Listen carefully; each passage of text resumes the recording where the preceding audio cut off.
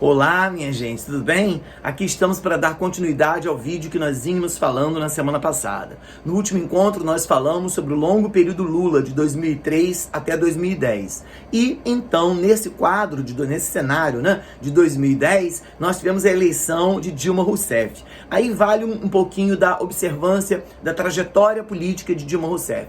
Dilma Rousseff, ainda que mineira de origem, fez toda a sua carreira política e sua carreira até profissional, na condição de engenheira, no Rio Grande do Sul, E não era de origem uma mulher, uma militante integrada aos quadros do PT. Originalmente ela era integrada aos quadros do PDT. Mas ali no final dos anos 90, meados dos anos 2000, ela se afasta do PDT e se aproxima cada vez mais do PT. E já na primeira gestão do governo Lula, ela é convidada para ser ministra das Minas e Energias.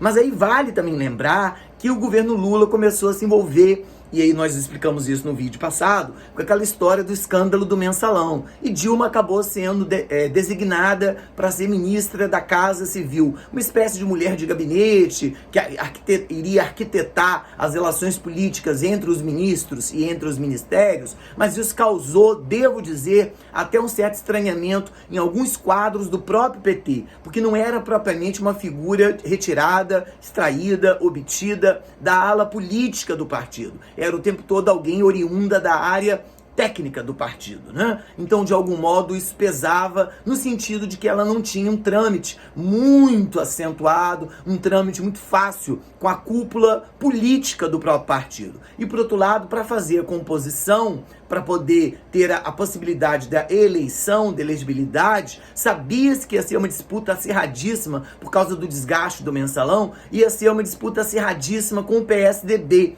que mais uma vez apresentava a figura do José Serra como candidato. Em 2014, no caso da segunda eleição, Dilma concorre com Aécio Neves, um candidato do PSDB, mas que furava aquele eixo predominantemente paulista. Era também um candidato mineiro, E no caso ela ganhou as duas vezes. E aí, o que a gente vai observar nesse período? Primeiro dizer que a relação de Dilma Rousseff com o Congresso Nacional, a gente vai parar para observar mais isso quando a gente olha para o impeachment em 2016. Mas é uma relação que foi o tempo todo muito dura, porque de um lado houve as investigações vinculadas ao mensalão que apontavam sempre na direção do PT como responsável. E aí a própria Dilma Rousseff e os assessores, a assessoria mais próxima, começavam a apontar para a ideia de que não era só o PT, havia partidos de centro, havia partidos de centro-esquerda, havia partidos de centro-direita, que também estavam macumunados, também estavam vinculados a essa história de desvio de dinheiro do fundo partidário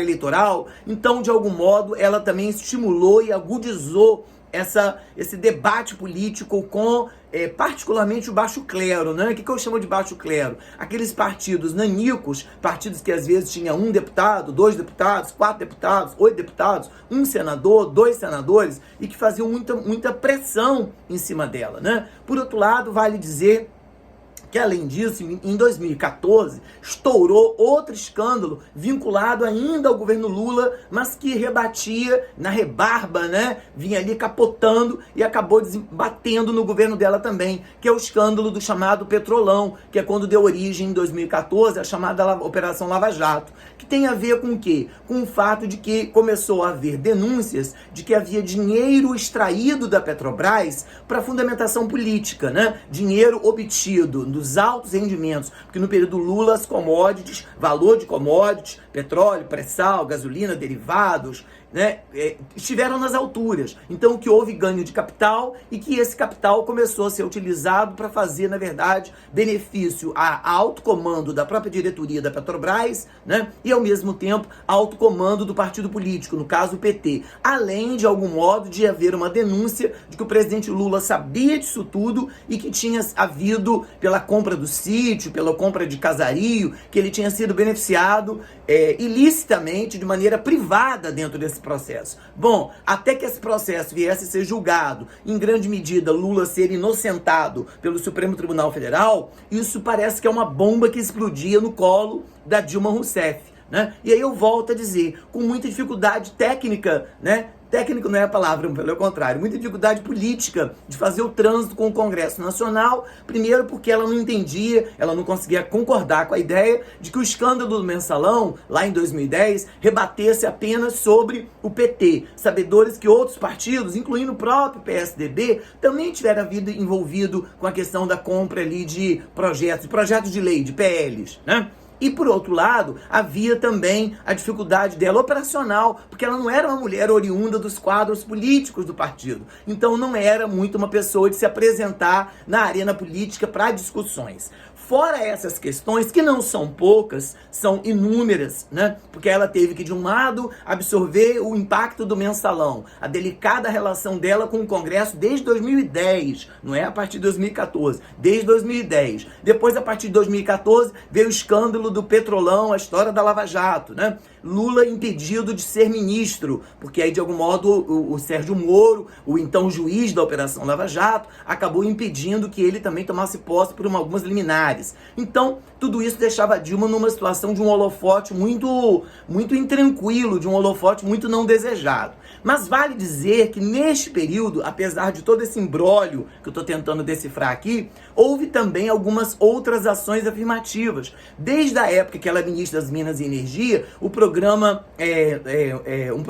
Luz para Todos, barateamento do fornecimento de energia elétrica para áreas muito periféricas do país, áreas que não tinham acesso à energia elétrica, né? Ela aprofunda a história das cotas durante o governo dela, cotas para negros nas universidades, né? A partir do que Lula já houvera criado, do SISU, né? A partir da questão do processo seletivo, teria que haver uma reserva de vagas para negros, para PCDs, para indígenas. Essa questão das cotas fica muito clara, legalmente fica tudo muito claro no governo Dilma. E, além disso, alguns outros programas que também estiveram sob o guarda-chuva de que ela era oriunda, como o chamado Minha Casa Minha Vida, também avançou bastante. Do mesmo modo, programa como Bolsa Família, que também estava no guarda-chuva original do governo Lula, agora também tem continuidade no governo Dilma. Apesar disso tudo, ela não conseguiu barrar uma denúncia que começou a vir contra ela, de que ela havia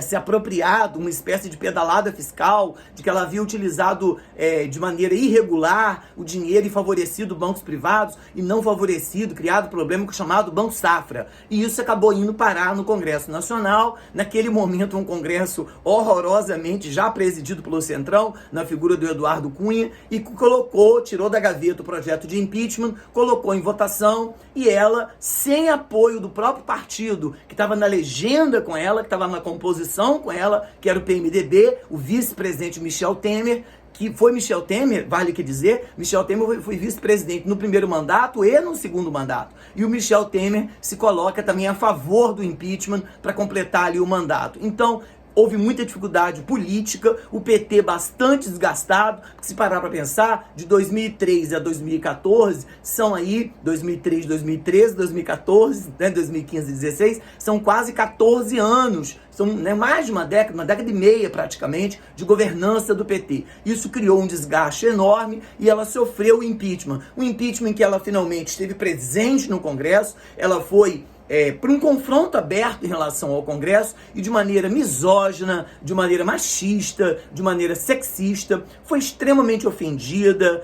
Isso a gente não pode deixar de entender. Enquanto historiadores, nós entendemos que não havia, tecnicamente, motivos para o impeachment. Ali era um golpe, porque nada da vida privada da Dilma ou nada da ação política dela comprometia aquela estrutura do impeachment. Então havia ali um golpe político-parlamentar, que queria ser dado desde 2010, desde quando ela tomou posse em 2010, já havia vontade de não querer deixar tomar posse. Mas quando em 2014 ela vence o Aécio Neves e a margem da vitória foi muito pequena, né? Porque na hora do segundo turno bateu uma diferença ali de 50 e um pouquinho contra 40 lá vai, né? Então ficou ali quase que pau a pau. E o Aécio Neves foi o primeiro a lançar dúvidas sobre a urna eletrônica, sobre a validade do processo eleitoral, né? É bom lembrar que não foi Bolsonaro, foi Aécio Aécio Neves, em 2014, que lançou um questionamento se isso tinha validade ou não, que era melhor recontar os votos. Aí o Tribunal Superior Eleitoral foi lá e falou que era bobagem, isso passou. Mas pegou um pouco essa cantilena e isso foi tocado à frente. Michel Temer toma poder a partir então ali de